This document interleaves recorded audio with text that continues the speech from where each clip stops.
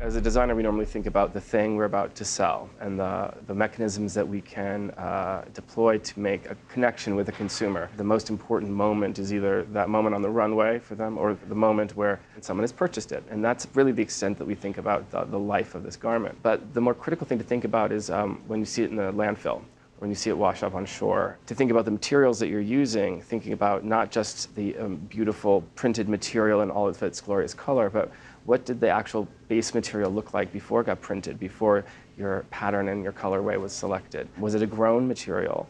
What were the conditions that grew that material? Was it a material that was pumped out of the earth? Is it an extractive thing?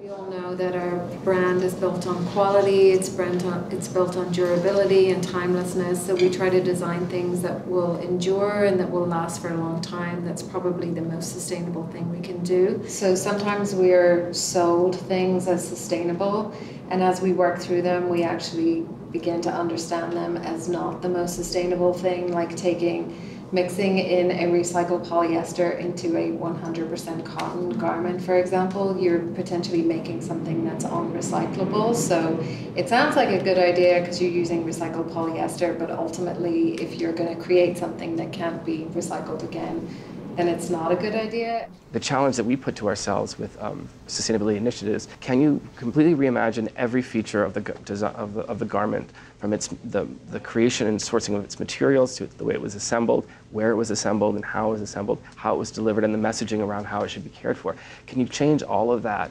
without changing any of the aesthetic quality of the garment? And can you do it in a way that doesn't compromise its strength and its intended lasting value? And can you do it in a way that then generates environmental value and positive impact on the community at every step of the way? We know that a lot of the water used at the mill level is in the application of color, and so there have been a lot of work happening in the hybridization of cotton varietals to grow colored cotton. Because we're a small little assortment, a scrappy assortment, only had room for one color, and that color we experimented with was this grown khaki, but there are grown reds and grown blues and grown browns and olives. There's a beautiful palette that's been developed.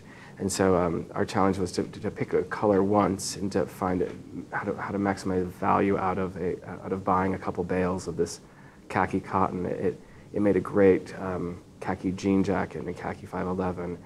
It can be hopped together with undyed unbleached cottons, and you can get all sorts of different levels of color, from 100% dark khaki through to these sort of lighter oatmeal colors, and then using it as a yarn dye. But it's a great way to frankly eliminate the use of water in the color application process, because there is no dye. There's no dye. LEVIS were an object of utility, workwear, mining initially, then logging, construction, farmers. But then we all know intuitively that moment in time when they stopped being strictly an object of utility and became a mechanism for social certification. We think about Marlon Brando or Jimmy Dean in some of the iconic films from the early 50s, where the blue jean has become a signifier of dissent, that he's the bad boy, he's sort of he's not that clean-cut Ivy Leaguer, he's something a little rebellious. So it stopped being that object of strict utility, and it evolved into this uniform of dissent, and then as such became part of the more conventional fashion system, and it became subject to all of the sort of the varied oscillations of style. From this season it's the super skinny, last season it's the boyfriend, the season before it's the matchstick, before that it's the wide leg trouser, and it sort of became subject to all these sort of wild variations that are so much fun in the fashion space, but also part of the system that drives consumption and then drives situations of planned obsolescence. The tension is that we have an object that we know can be worn for decades, and it is participating in a system where it needs to reinvent its value every 6 months. My job is to figure out how to take this system that exists, modify the inputs, and in such a way that we could hopefully get a more sustainable output. This one's not in the book, but we were challenged to create an embroidery for the back to add sort of this decorative appeal for a few select units. Obviously, conventional chain stitch that uses a polythread would be inconsistent with the WELLTHREAD methodology. And so Una and team have been working to source Indigo. Cotton indigo thread. We've had to do a lot of work on our cotton thread because it was weaker. We started using Supima cotton, so it's a longer, stronger fiber. And that's the only way we've been able to increase our thread strength and have it be usable in things like sewing the jeans. Otherwise, it's just too weak. So we did about 2 seasons of development work. And we had to, in the end, specify the exact product we wanted from the US. It ships to Turkey, and then they spin it into thread, and that's the only way we know that we're going to be able to ship cotton thread that's high quality. At least this way you have that argument to be made when you confront your PD&S partner that's saying, no, you can't do cotton thread. Well, yes, you can. And you can go right to the page, right to the test results, and just skip through some of the BS that's going to try to shut down what you know to be a good idea. And if you need help in getting help pushing it through, yes. Yeah.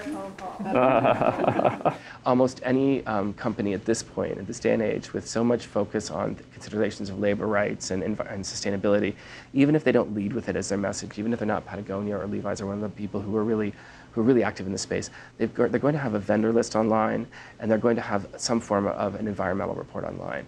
And if you can't find those 2 items and assure yourself to some reasonable degree that you're about to buy a garment that was made ethically and responsibly, then the truth is it wasn't made ethically or responsibly. And so just a little bit of homework around your favorite brands, and you'll be able to find the ones that have a credible report out there that will give you some insight. You can do a little bit of homework and make yourself feel a lot more secure in the relative morality of the purchase you're about to make. The other thing that you could ask yourself is, really, do I need that? I mean, you probably do if it's a pair of Levi's, but for anyone else out there, the chances are that it's highly unlikely that anything you're about to buy is something that you actually need. Now, that's the real incendiary comment right there. But I'm also confident that I can say that because I work at a company that became globally synonymous for an important apparel category, jeans, off of one fit and no wash. So that you can succeed off of a limited assortment, selling necessary, needful things to people who are going to use them responsibly. That is a real business. It doesn't just have to be frivolity and excess.